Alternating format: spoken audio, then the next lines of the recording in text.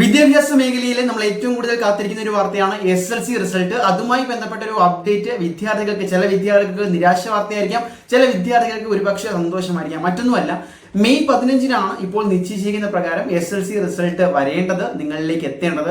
പക്ഷേ ഏറ്റവും പുതിയ വാർത്ത അനുസരിച്ച് ആ ഒരു ഡേറ്റിൽ ചിലപ്പോൾ ഡിലേ വന്നേക്കാം എന്നുള്ളതാണ്. രണ്ട് പ്രധാനപ്പെട്ട സാഹചര്യങ്ങളാണ് എടുത്തു കാട്ടുന്നത്. അപ്പോൾ വിശദമായിട്ട് തന്നെ പരിശോധിക്കാം. ഏറ്റവും പുതിയ വാർത്തകൾക്ക്, അപ്ഡേറ്റുകൾക്ക് ഇപ്പോൾ തന്നെ ഈ വീഡിയോ സബ്സ്ക്രൈബ് ചെയ്യുക, ഈ വീഡിയോ ലൈക്ക് ചെയ്യുക, അതുപോലെ തന്നെ നിങ്ങളുടെ മാക്സിമം ഫ്രണ്ട്സിലേക്ക് ഷെയർ ചെയ്യുക. സോ ഗൈസ്, സംഭവം ഇതാണ്. നമ്മുടെ ഇപ്പോൾ ഒരു പുതിയ ഭരണമാറ്റം ഉണ്ടായിട്ടുണ്ടെങ്കിൽ പോലും മുഖ്യമന്ത്രിയും മിനിസ്റ്റേഴ്സിനെയും തെരഞ്ഞെടുത്തിട്ടില്ല. അപ്പോൾ വിദ്യാഭ്യാസ മന്ത്രിയില്ല. കഴിഞ്ഞ വിദ്യാഭ്യാസ മന്ത്രി വി ശിവൻകുട്ടി അവർക്ക് സ്ഥാനം ഒഴിയുകയും ചെയ്തു. അതുപോലെ തന്നെ പൊതുവിദ്യാഭ്യാസ വകുപ്പുമായി ബന്ധപ്പെട്ട സെക്രട്ടറിയാണ് ഇതിനു മുമ്പ് ഇത്തരത്തിലൊരു അവസ്ഥ ഉണ്ടായിരുന്നപ്പോൾ 2021 ഇതുപോലെ SSLC റിസൾട്ട്സ് പ്രഖ്യാപിച്ചത്.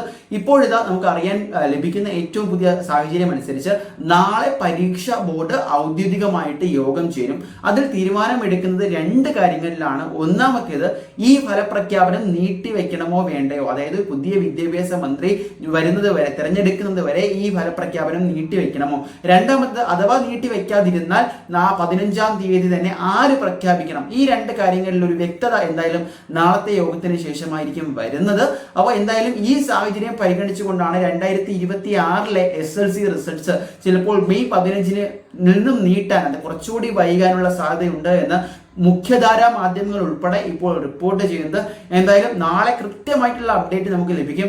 ഏറ്റവും പുതിയ വാർത്തകൾക്കും അതുപോലെ തന്നെ റിസൾട്ട്, എക്സാംസ്, നിങ്ങളുടെ അടുത്ത അഡ്മിഷൻ റിലേറ്റഡ് അപ്ഡേറ്റ്സ്, ന്യൂസിനും ഒക്കെ ആയിട്ട് ചാനൽ ഇപ്പോൾ തന്നെ സബ്സ്ക്രൈബ് ചെയ്യുക. ഈ വീഡിയോ നിങ്ങളുടെ മാക്സിമം ഫ്രണ്ട്സിലേക്ക് മറക്കാതെ അയച്ചു കൊടുക്കുക. സോ ഗൈസ്, മറ്റൊരു വീഡിയോ ആയിട്ട് കാണാം. ബൈ.